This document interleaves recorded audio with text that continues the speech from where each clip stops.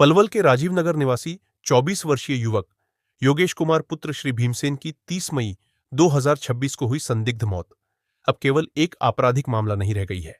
यह मामला अब पुलिस जांच की निष्पक्षता, प्रशासनिक जवाबदेही और न्याय व्यवस्था की विश्वसनीयता की परीक्षा बन चुका है।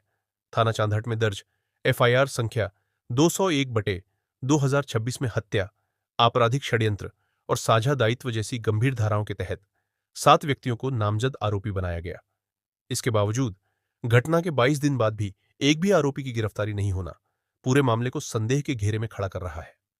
परिवार का आरोप है कि जहां एफआईआर हत्या की धाराओं में दर्ज है, वहीं जांच की दिशा लगातार इसे डूबने की दुर्घटना साबित करने की ओर मोड़ी जा रही है। धमकी से मौत तक, क्या यह महज संयोग है? शिकायत के अनुसार घटना से एक दिन पहले मृतक के परिवार को गंभीर धमकियां दी गई थीं। अगले ही दिन योगेश अपने परिचितों के साथ स्विमिंग पूल पहुंचता है और कुछ ही घंटों बाद उसके परिवार को सूचना मिलती है कि वह अस्पताल में भर्ती है। परिजन जब अस्पताल पहुंचते हैं तो योगेश मृत पाया जाता है। यहीं से सवालों की लंबी श्रृंखला शुरू होती है। क्या यह केवल एक दुर्घटना थी? यदि दुर्घटना थी तो हत्या की एफआईआर क्यों? यदि हत्या की एफआईआर सही है तो आरोपी गिरफ्तार क्यों नहीं? नमस्कार, मेरा नाम वर्षा है। जो मृतक हैं योगेश कुमार, मैं उनकी बहन हूँ। तो हमें ये जो केस है हमारा, ये 30 मई 2026 को हुआ है।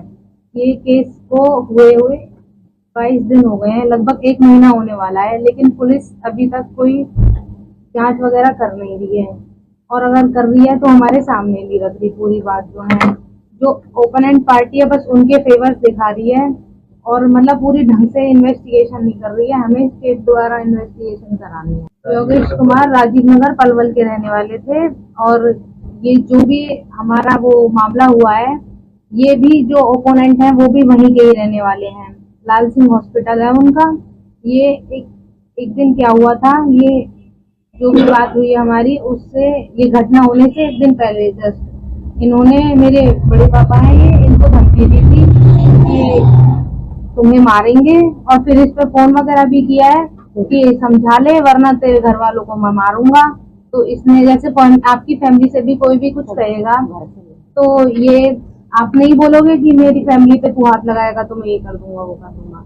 तो सेम ऐसे ही कैजुअल बात हुई है इनकी, जो भी हुई है इसने उन्हें कैजुअलिटी में लिया है, जैसे कि दोस्त नहीं है, जानकारी के हैं, ये नहीं है कि कोई अनजान व्यक्ति हो। तो ये अगले दिन घर आए हैं, इन्होंने प्रॉपर प्लान बनाया है कि आज इसको मारना है हमें। तो ये घर आए, इसको बुला के ले गए हैं। ये मेरा जो भाई है, ये अपना उससे स्कूटी से जा रहा कह रहा था कि नहीं हमारी गाड़ी में चलना तू। तो ये अपनी गाड़ी में ले जा चुके हैं। अब वो कह रहा है मैं अपनी वो लेके चल रहा हूँ।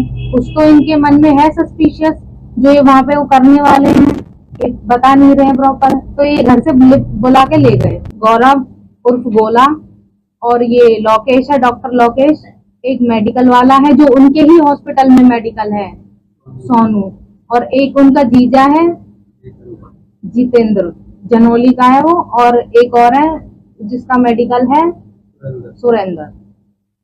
ये हो गए आपके 7 लोग। कितने दिन की घटना है ये? कितने दिन? ये 22 दिन पहले की घटना है।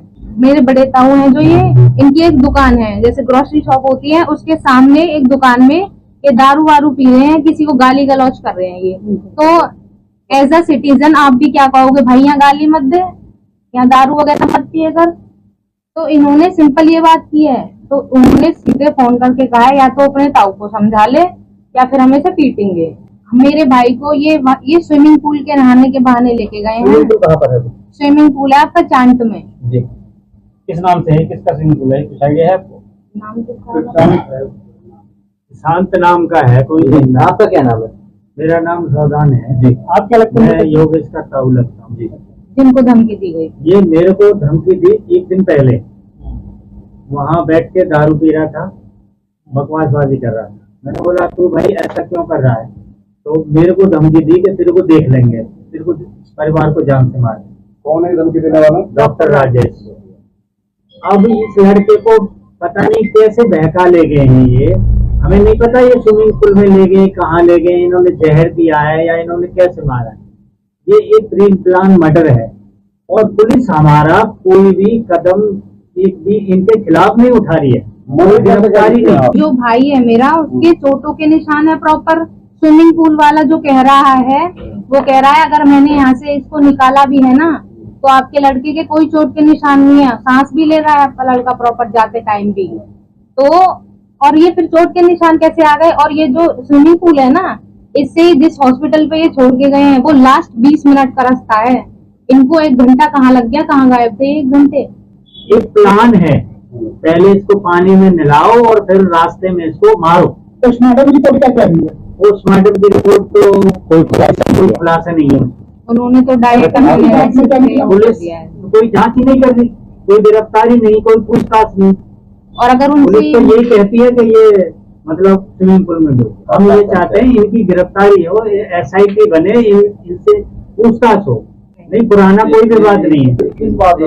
एक दिन पहले का ये वो उन्हीं के भाई हैं गौरव, उन्होंने फोन किया है पापा के पास, मेरे पापा है मेरे, उनके पास फोन किया है कि तुम्हारा लड़का डूब गया है। वहाँ पे पहुँच के खुद, और जब हम वहाँ पहुँचे हमको देख के भाग गए हैं। अगर ये निर्दोष है तो ये भाग क्यों रहे हैं? जब ये एक बार डूब गया था स्विमिंग पूल में तो हम आप सब हैं यहाँ पे। अगर कोई बंदा डूब रहा है तो उसके घर वाले को कॉल करेंगे ना कि भाई तुम्हारा बंदा डूब रहा है, और फिर उसको हॉस्पिटल ले जाएंगे। हॉस्पिटल आके जब वो डेड घोषित कर दिया है उसके बाद फोन करेंगे और वो वहां से फिर छोड़ के भागे। पोस्टमार्टम की रिपोर्ट पे भी संदेह है, जांच की बात भी आप चाहेंगे क्या? पोस्टमार्टम की रिपोर्ट पे भी संदेह है, पुलिस की कार्रवाई पे पूरा संदेह है। कि बहू बेटियों को छेड़ते हैं, उन्हें खुलेआम कहते हैं हमारे संग रह लो। कोई शिकायत बहुत लड़ाई हुई है इनके हॉस्पिटल पे इस चीज को लेकर। शिकायत भी हुई है थाने में। हॉस्पिटल है लाल सिंह हॉस्पिटल, राठौर लाल हॉस्पिटल है, अब उसका नाम चेंज हो गया है। जिन पर आप आरोप तो हम तो ये इंसान मानते हैं ये हॉस्पिटल राजीव नगर पलवल में। इनको गिरफ्तार करके इनसे SIT पूछताछ करे।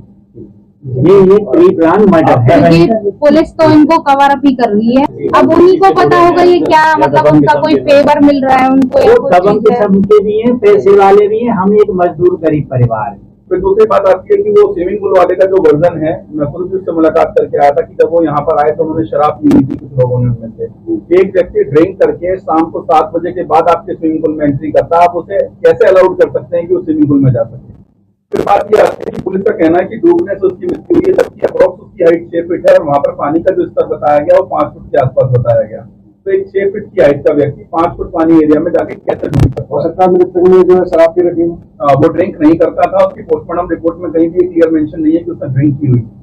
दूसरी बात ये कि जिन व्यक्तियों के ऊपर आरोप है वो एक पेशे से डॉक्टर्स हैं, मेडिकल कराने के लिए उनके संचालक है, वो उनके पास बहुत सारी ऐसी दवाएं भी हो सकती है जिससे उस व्यक्ति को नशा दिया गया हो या दवाई मिला करके उसको इस तरीके से मारने की प्री प्लानिंग की गई हो।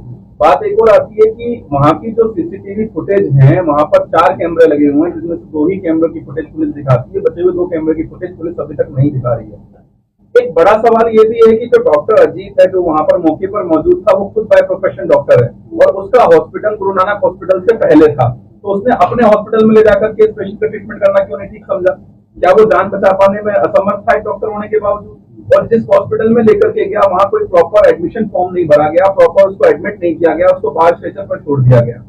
ये 10 इंजरीज है जो उसकी बॉडी पर दिखाई गई है। जो व्यक्ति डूबने से मरेगा उसकी बॉडी पर ये 10 इंजरीज आई कहाँ से, 10 इंजरीज कहाँ से आ गई उसकी शरीर पर? अब पुलिस का कहना यह है कि जिसकी डूबने से मृत्यु हुई है, अगर डूबने से मृत्यु हुई है तो वो चोटों के निशान कहाँ से आए? किस डॉक्टर ने उसको डेथ डिक्लेयर किया? तब उसको एडमिट किया गया गुरु नानक हॉस्पिटल में, किस डॉक्टर ने उसका ट्रीटमेंट देखा? किस डॉक्टर ने उसका एनालाइज किया कि वो जीवित है या नहीं है? एडमिशन कितने बजे होता है? डॉक्टर डिक्लेयर कितने बजे करता है? अगर डेथ डिक्लेयर कर भी दिया था तो उसको मॉर्चरी में रखवाने के बजाय या पुलिस को रुक्का करने के बजाय उसकी बॉडी बाहर कैसे मिलती है? एक अगर हम कहें कि विवाद नहीं हुआ तो चोटों के निशान कहाँ से आए? इन चोटों के निशानों पर देखा जा सकता है, गले पे भी निशान है, चेहरे पे भी निशान है, कंधे पे भी निशान है। डूबने से निशान नहीं आ सकते। ऐसा भी तो हो सकता है कि डूबने से पहले जैसे कहीं को पहले झगड़ा हो गया। अगर डूबने से पहले झगड़ा हुआ तो CCTV फुटेज में भी नहीं आ रहा जो वो बता रहा है, और जो साथ में स्विमिंग पूल वाला बता रहा है वो भी क्लियर नहीं कर रहा कि उसकी बॉडी पे ऐसा कोई निशान था, यानी कि ये बाद में निशान आए हैं। दूसरी बात पे और भी सस्पेक्टेड है ना, अगर कोई व्यक्ति किसी के साथ जा रहा है, वैसी दुर्घटना घटित होगी तो एम्बुलेंस को कॉल करेगा। जब वो खुद नशे में है तो वहां पर जो स्विमिंग पूल संचालक है उसको समझना चाहिए कि लोग नशे में, उसी को एम्बुलेंस को कॉल करनी चाहिए। और स्विमिंग पूल संचालक की भी सीडीआर नहीं निकाली गई, इनकी लोकेशन ट्रैक नहीं की गई और सबसे बड़ी बात, इनसे गहनता से कोई पूछताछ नहीं की गई। आज तक आरोपी खुलेआम घूम रहे हैं। स्विमिंग पूल संचालक अपना स्विमिंग पूल प्रॉपर चला रहा है और आज तक आप देख रहे होंगे बहुत सारी घटनाएं स्विमिंग पूल में डूबने से सामने आ रही है कि डूबने से मृत्यु हो गई, लेकिन इस लड़के की पहले भी ऐसी वीडियो है कि तो स्विमिंग प्रॉपर आती थी, हाइट इसकी प्रॉपर थी जिससे ये नहीं डूब सकता था और जो चोटों के निशान है वो भी एक बड़ा सवाल खड़ा करते हैं। सबसे बड़ी बात, जब मामला इतना विवादग्रस्त था तो पुलिस ने जब अपना पोस्टमार्टम बोर्ड बनाया उसके अंदर मजिस्ट्रेट की निगरानी में पोस्टमार्टम क्यों नहीं कराया गया, जबकि सीधा सा प्रावधान है सीआरपीसी के अंदर, बीएनएसएस के अंदर कि अगर कोई विवादित मृत्यु होती है तो उसके अंदर जो पोस्टमार्टम होगा वो मजिस्ट्रेट की निगरानी में होगा। आखिर ऐसा क्या निकल करके सामने आ जाएगा अगर एसआईटी इसकी इन्वेस्टिगेशन करेगी तो? प्रॉपर लॉ है, अगर इन्वेस्टिगेट पुलिस प्रॉपर नहीं कर सकती, इस मामले में एसआईटी जाना चाहिए, क्राइम ब्रांच जाना चाहिए, जहां से चीजें निकल करके आएंगी।